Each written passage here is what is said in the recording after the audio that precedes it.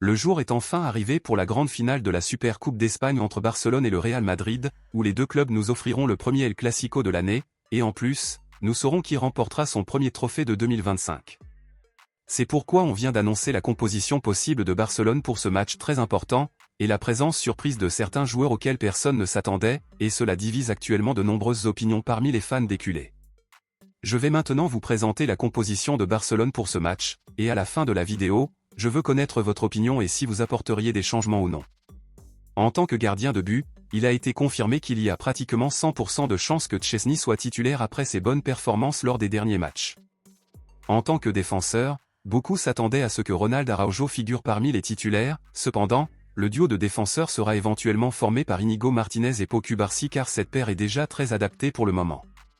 Pour les côtés, nous suivrons le même schéma, où nous aurons Jules Koundé à l'arrière droit et Alejandro Baldé à l'arrière gauche. Pour le milieu de terrain, nous aurons Pedri comme milieu de terrain central, Marc Casado comme pivot et très probablement Gavi comme milieu offensif. Beaucoup se demandent si Hansi Flick utilisera Dani Olmo ou Gavi comme milieu offensif, mais comme Barcelone jouera contre son plus grand rival et aura besoin d'un joueur avec beaucoup d'intensité et qui donne sa vie sur le terrain au moins en les 60 premières minutes, donc, à cette occasion, Gavi est la meilleure option. Pour l'attaque, nous continuerons également à suivre le schéma, où nous aurons Rafinha et Lamine Yamal sur les ailes et Robert Lewandowski comme avant-centre.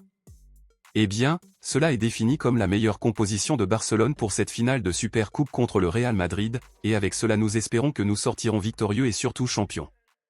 Mais à votre avis honnête, avez-vous aimé cette programmation ou apporteriez-vous des changements?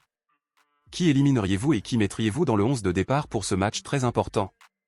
Dites-le moi ici et je lirai votre commentaire, je vous verrai dans la prochaine vidéo.